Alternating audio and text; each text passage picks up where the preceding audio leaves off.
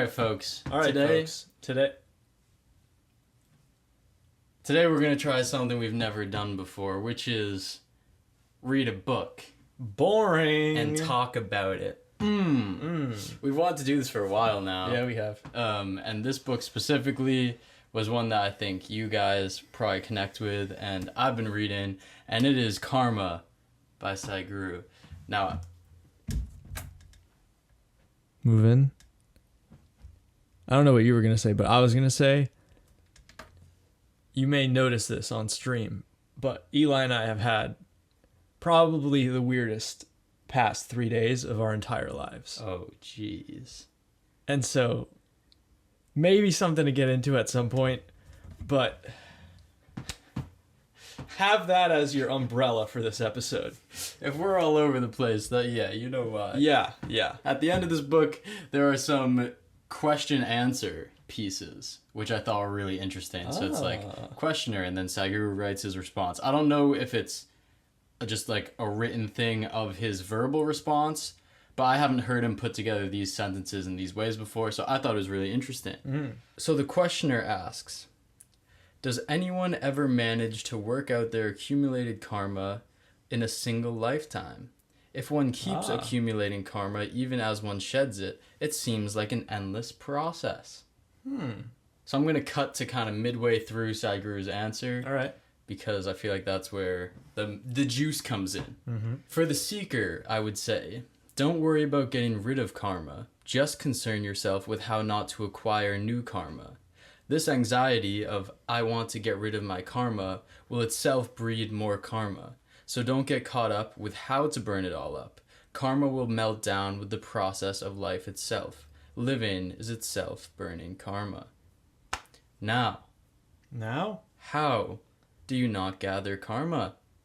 As we've seen, the simplest thing you can do is to make your involvement absolute, not selective. The air that you breathe, the sound that you hear, the ground that you sit on, be absolutely involved with all of it. Unbridled involvement is the nature of life itself.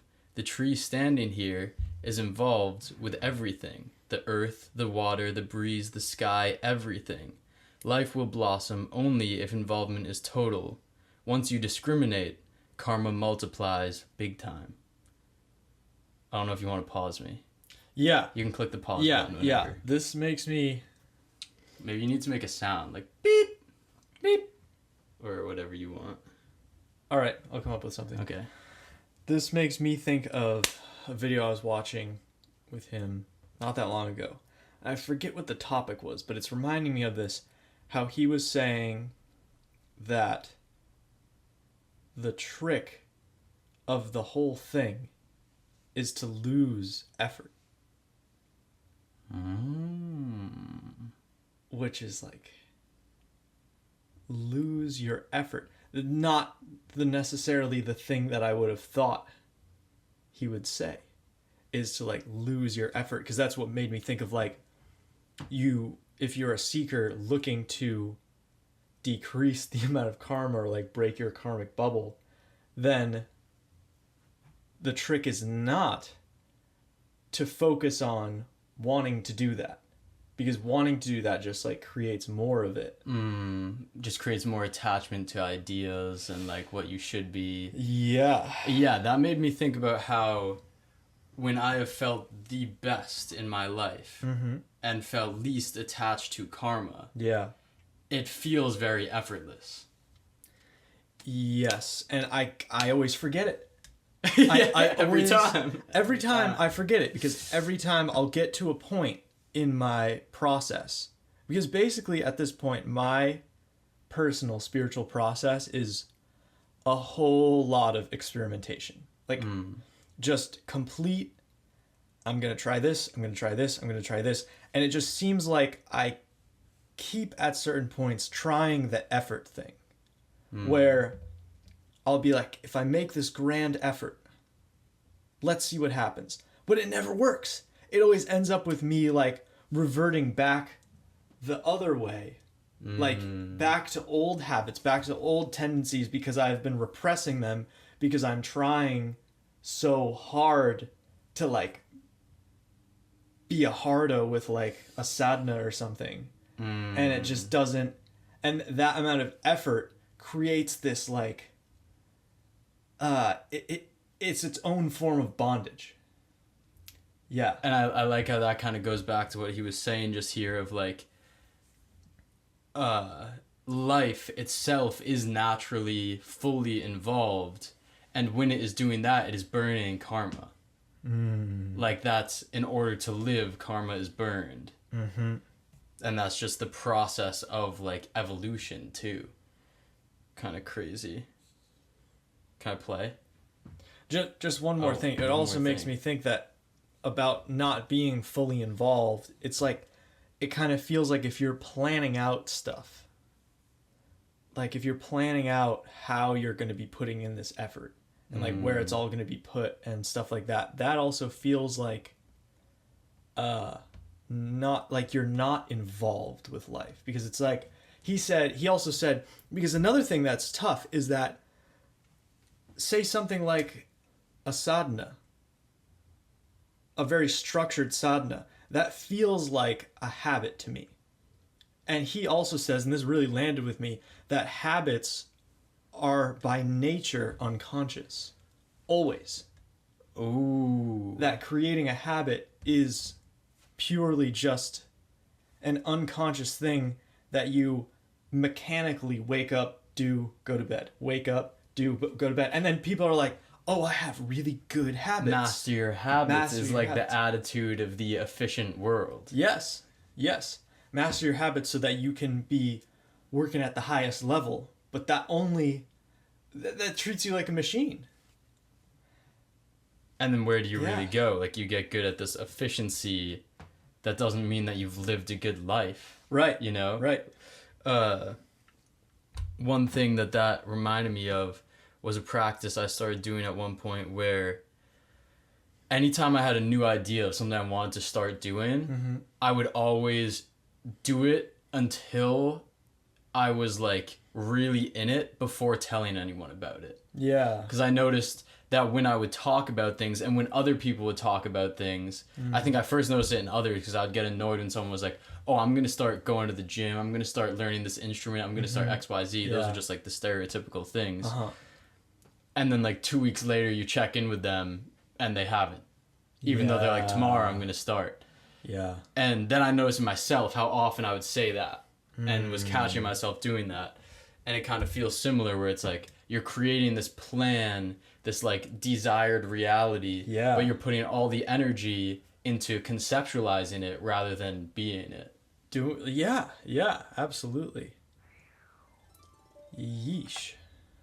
You ready? This is what every human being should aspire to. Discrimination only on the level of action, not involvement. Action is necessarily limited. It involves a certain expenditure of energy, time, competence, and other factors. Discretion is necessary only on the level of action, otherwise you will waste yourself.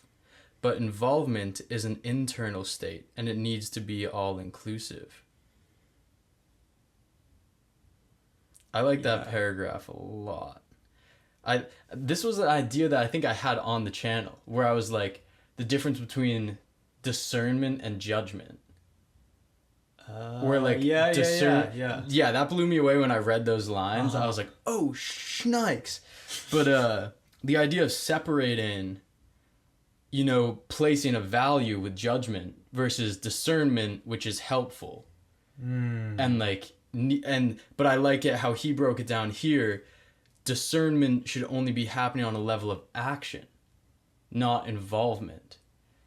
Because like think about how many people, myself included, when you go to a new gathering, you know, and you see people that you like discern as their like individual people, maybe even you don't like consciously judge all of them, but you are immediately more involved with certain people than others more easily.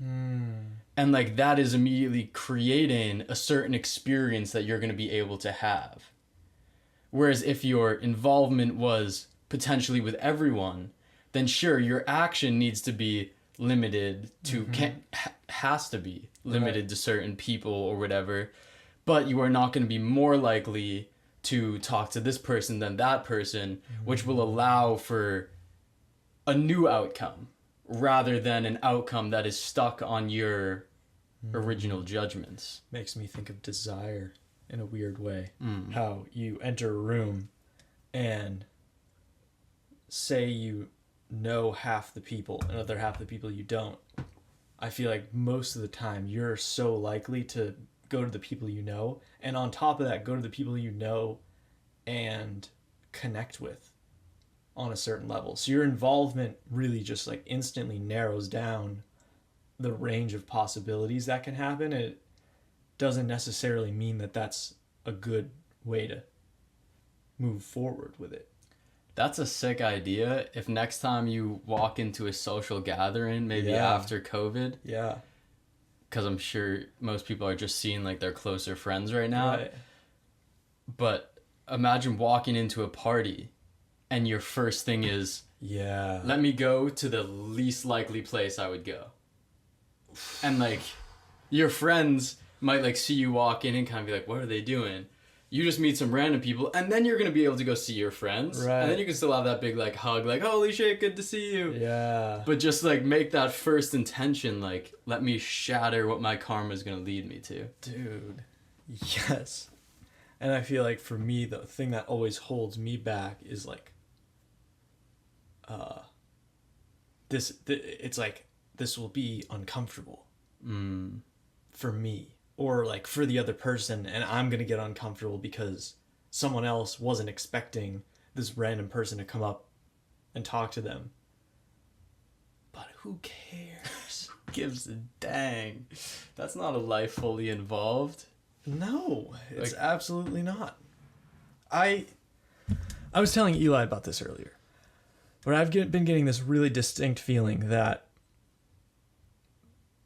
the Mitch that has the I'm liking the term subtle tendencies that Ramana Maharshi uses. The Mitch that has all these subtle tendencies, like, which are karma kind of is playing just itself like out. Karma playing itself out, cyclical nature, and you just keep coming back to them because that's like so comfortable for you, even if it's something that harms you.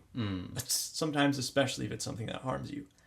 And it's like, I'm getting really sick of that. Like, I'm getting really sick of the whole, like, the whole life without involvement that I'm doing whenever I do it.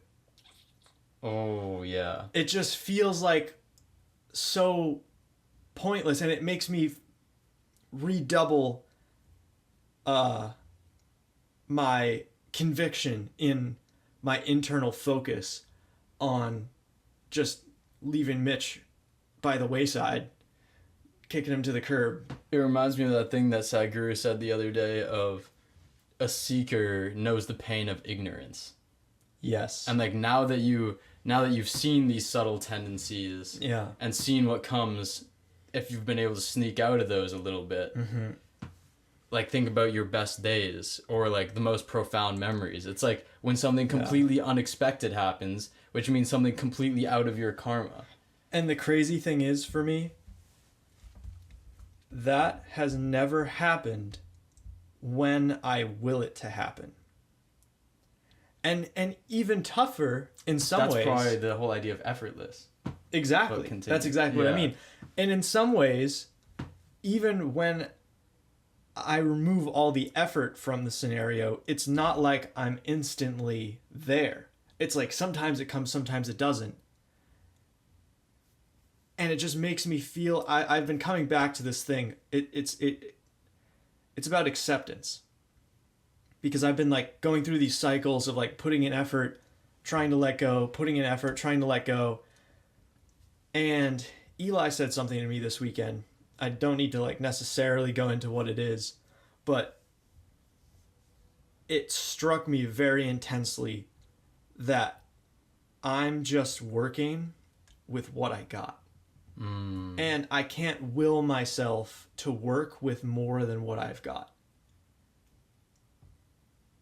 So often I imagine myself working with things that I don't got, and try to pretend that is me. That's what struck me this weekend, is like how many of the parts of myself I've just been denying, which has been leading more and more to their repression and then pop up in a cycle, and then repression and pop up in a cycle. Yeah. Versus like, if you accept that is there, then work starts. Or then, then there's the escape route. Jeez. We ready? Sure. I'm going to read the last sentence from the first part again. But involvement is an internal state, and it needs to be all-inclusive. Ideas based on selectivity, this is my house, this is my work, this is my country, are relevant only on the level of external behavior and action. It is a fact that you cannot physically give birth to all the people on this planet, but internally, you can be as involved as you would be with your own children. You may not be able to feed or educate every child, but you can still be involved wholeheartedly with all of creation. The moment you try to curtail and concretize this natural movement of life that is constantly trying to evolve and burst forth, you turn yourself into a monument. Boop. Life cannot be owned. The need to own life is responsible for much of the suffering on this planet. Let's say you meet someone, you say, I love you. It feels really nice for 3 days. Then you think you must capture this love. Well, you ended up with marriage. Nothing wrong with that, but the beauty of an experience cannot be captured. It cannot be institutionalized. This is the fundamental reason karma has become a problem. It is because you are trying to capture life. You cannot own life. You can only live it. Wow. Come with nothing, leave with nothing. Such a bar. Yeah. There's this KRS-One line. I forget if it was a song or if it's in like one of his speeches.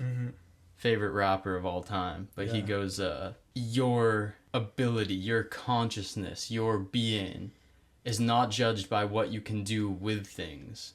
It's judged by what you can do without things. Yeah. I've been realizing how comfortable I've gotten in my life. Just in all the things I have. Because you can conceptually be like, oh, I'm not attached to these things. But then if they physically go away, or like emotionally go away, that's something that you don't have to deal with on a day-to-day basis. And so it's like you don't, and then it's tough because then you want to, then the next natural progression is like, oh, I need to test myself to make sure that I make myself very resilient and I can do well with nothing.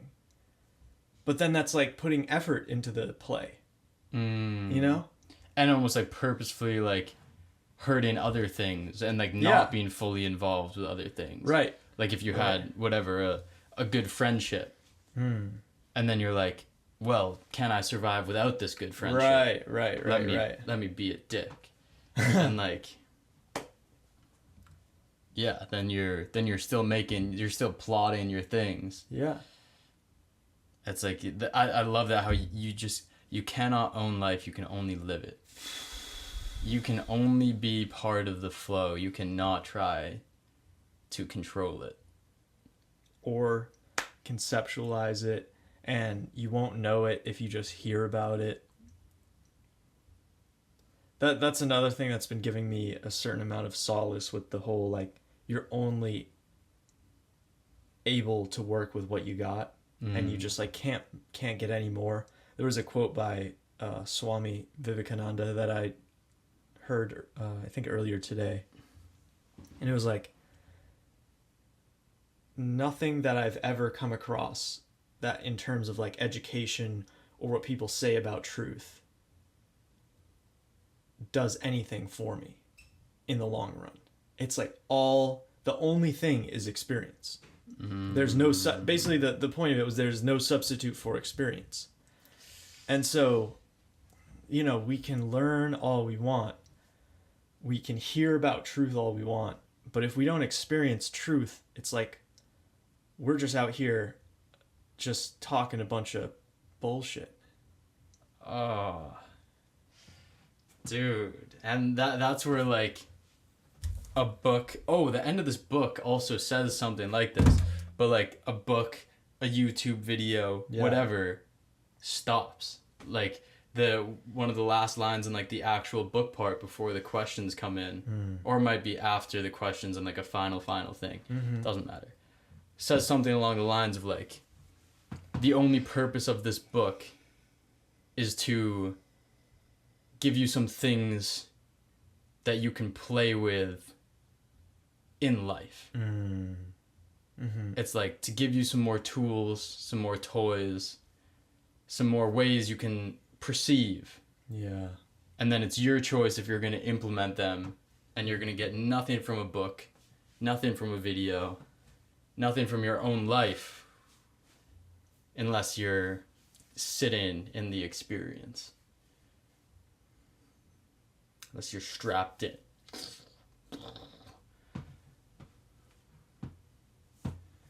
I feel like I've just been like really engrossed with like where does a spiritual type progression come from? Where, like, is it a gift? Meaning like a level up or something? Or Yeah, something like that. Or just like a specific time where you're just like, wow, this is the closest I've ever been to realization. And then gone. And then back. Gone. Back. And it's just, where does that come from? Because it doesn't seem to me like it comes from effort at this point. It doesn't seem like me putting an effort towards the spiritual path has done anything for myself. Though it does seem like where I've gotten with it is just a generalized and intense, but without desire, if possible, focus and attention. Just like putting your focus on that thing, and it's almost as if like by that it'll manifest into your life, and that's like the only thing you can do. Which the very interesting thing about like attention and that being the thing, or like fully involving in life and that being the thing, is that you start to, I'm not trying to make a conclusion that this is correct, but all of life begins to be a thing that's creating the process of spirituality within you.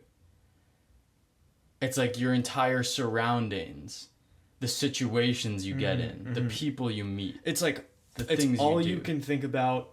It's all you can put your focus on. It's the only thing.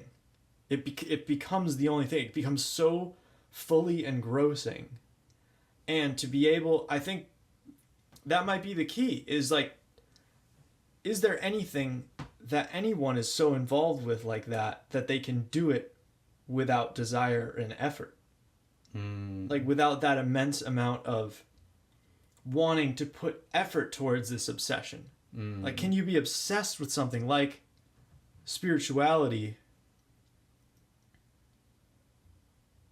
without like the grabbing, the clinging, and the like spinning of the motor?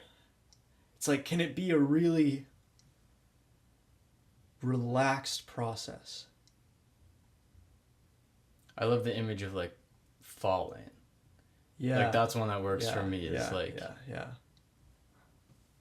let whatever it is catch you. Yeah. And that's all you need to do is just fully let go of you.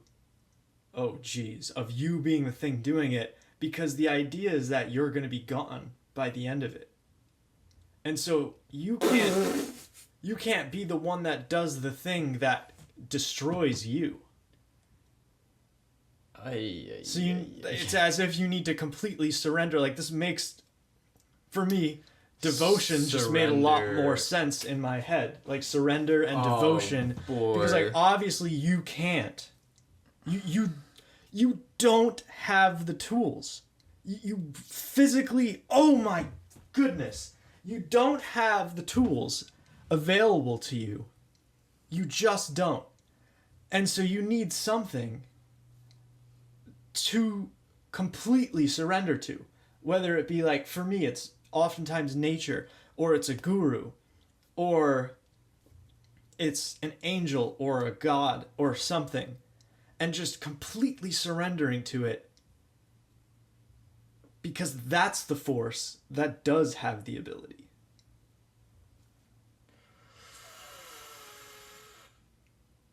Oh, bars.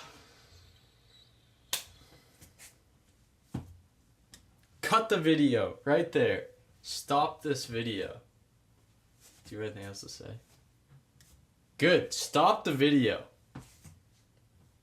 Perfect. Graceful. Fun adventure. All right, folks. What do you think about the book read? Yeah. Because what would be really cool is if you guys have, like, books that we don't have time to read because we're both reading our own books. Yeah. That, like, are calling us most. If you Okay. guys sent us, like, a little section of a book. Hey. Like 2. Yeah. I think that was, like, 2 pages. Yeah.